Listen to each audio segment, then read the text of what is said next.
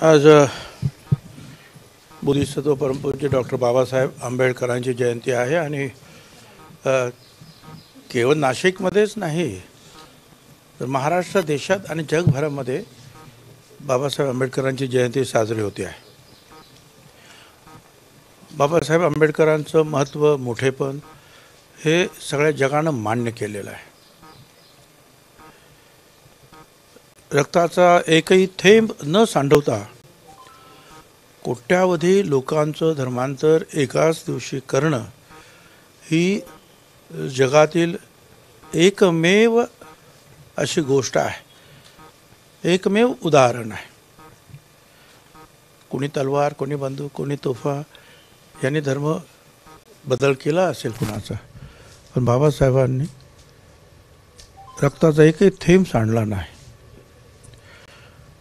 पराकोटीचे हुशार, वेगवेगळ्या विषयामध्ये पारंगत, लंडनच्या इतर सर्व युनिव्हर्सिटीमध्ये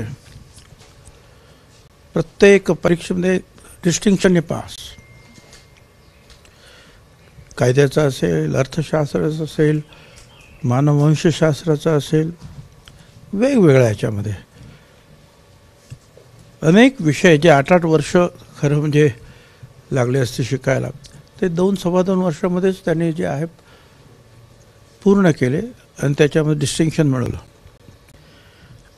आज एकच सांगायचं आहे मला की बाबासाहेब आंबेडकरांनी आम्हाला सगळ्यांनी एक मताचा अधिकार दिलेला आहे. साधा झोपडपट्टीतला आपला गरीब बांधव किंवा महालात राहणारा एखादा फार श्रीमंत, दोघांनाही बाबासाहेबांनी समान पातळीवर आणलं आणि दोघांनाही या देशाचं जे आहे मालक बनवलं. दोघांनाही एकाच मताचा अधिकार दिला. स्त्रियांना, पुरुषांना पण तसाच अधिकार दिला. भारताच्या निवडणुका सध्या सुरू आहेत. त्यानिमित्ताने मी एकच सांगेन, आपण अवश्य या मतदानामध्ये भाग घ्या.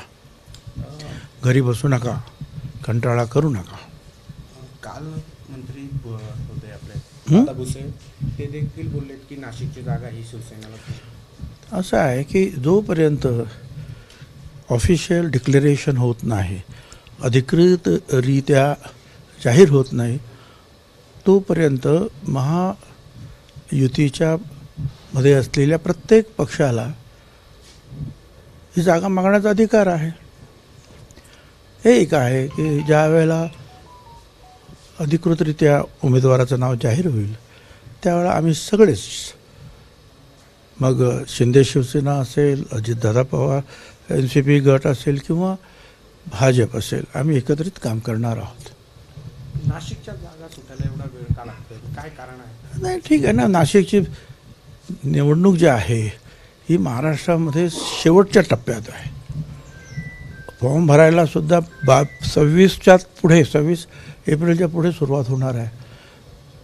त्याच्यामुळे इतर ठिकाणचं जे काय आहे तिथल्या वाटाघाटी ताबडतोब आटोपणं, कारण त्यांचे काही निवडणुका आता 2 दिवसात आहेत, 2-3 दिवसात काहींचे परत फॉर्म, दुसऱ्या टप्प्यातले फॉर्म भरायचं काम सुरू आहे.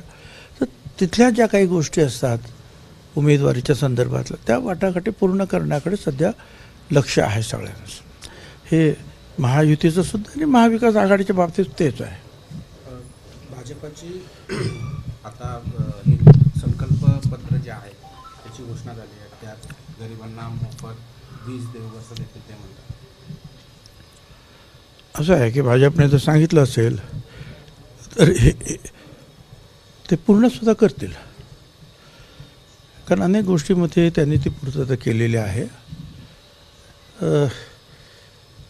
शेतकऱ्यांना सुद्धा जे आहे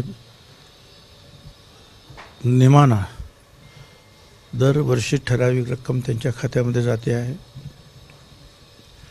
उज्ज्वला योजना असेल, घरांची योजना 12,000 कोटी रुपये महाराष्ट्राला दिलेले आहेत त्यांनी या सगळ्या मागासवर्गीय लोकांच्या घरासाठी. मोदी घर योजना, आणि आज वर्तमानपत्रामध्ये सुद्धा आलेलं आहे की ह्या महायुतीच्या राज्य सरकारनं सुद्धा अनेक निर्णय घेतले. त्या निर्णयामध्ये त्या पाहिल्यानंतर 70% गोरगरिबांची मुलं अधिक 70% अधिक सरकारच्या मदतीनं परदेशामध्ये शिक्षणसुद्धा घ्यायला गेलेले आहेत. तर महाराष्ट्रामध्ये सुद्धा आपण पाहिलं की फार मोठ्या प्रमाणावर विकासाचे कामं सुरू आहेत. तर अशा ते प्रत्येक क्षेत्रामध्ये जे आहे काम करण्याचं जे आहे सुरुवात त्यांनी केली. म्हणजे सुरुवात म्हणजे चांगलं पूर्णसुद्धा त्यांनी केलेलं आहे. त्यामुळे ज्या काही राहिलेल्या गोष्टी असतील, ज्या लोकांच्या अपेक्षा असेल त्या पूर्ण करण्यासाठी प्रयत्न करणार. याचा सगळा फायदा महायुतीला होईल. ह्या सगळ्यांचा फायदा महायुतीला आणि या भारतातील जनतेला होणार आहे, सर्वसामान्य सर्व जनते. धन्यवाद. एबीपी माझा, उघडा डोळे बघा नीट.